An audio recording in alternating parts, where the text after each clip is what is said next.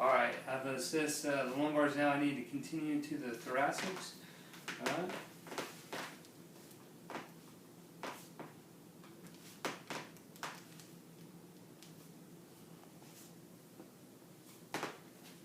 Yeah, so right in here I feel some restriction.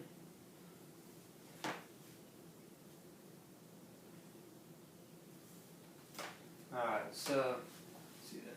Go to the base of the scapula and bisect it. Puts us at T7, where I felt that restriction would be about T6, T7 space. So what I'm going to have the patient do is cross his arms. Okay, we're going to check for flexion. Alright, and so as the patient flexes forward, I do not feel that joint space open up, so I'm going to check for rotation and lateral bending.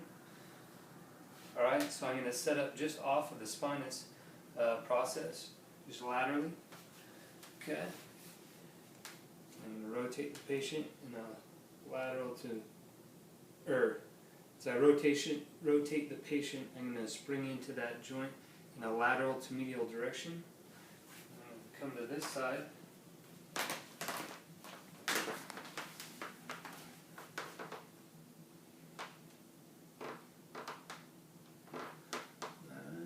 And now I'm going to check for lateral bending. And as I laterally bend the patient, I'm going to spring in a lateral to medial direction. Check the left side.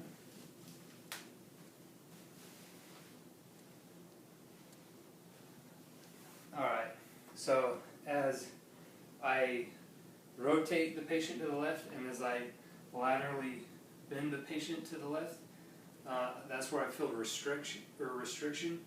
That would make that a PLS, but I need to make sure that the associated rib pairs are not involved with that restriction. So I'll go back to, let me go ahead and have you uncross your arms. Alright, get to the base of the scapula, bisect that. That puts us at T7. Alright, so I'm going to come back up 2 interspinous spaces.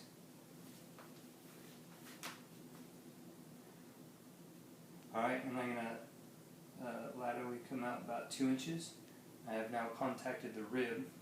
Alright, first thing I'm going to do is check for rib elevation. So if I can have the patient cross his arms, we come around to this side. Alright, to check elevation of the rib, I'm going to be on the inferior aspect of that rib. Okay, and I'm going to flex the patient forward, rotate him, and slightly laterally bend him, and I feel the rib elevate. Now I need to check for depression of the rib. So now I'm on the superior aspect of that rib. I'm going to bring them into extension, rotation, and slight lateral bending, and I feel that rib depress. Alright, now I need to check the other side. Alright, go ahead and uncross your arms.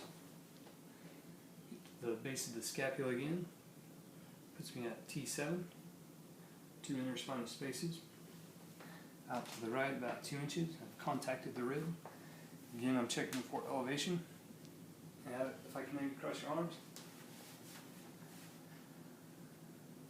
Okay, I'm going to flex the patient, rotate, and slightly lateral bend them, and I feel that rib elevate. Now I'm checking for depression. Extend them, rotate them, and laterally bend them, and I feel that rib depress. Alright, so the ribs feel fine, so they are not part of that restriction.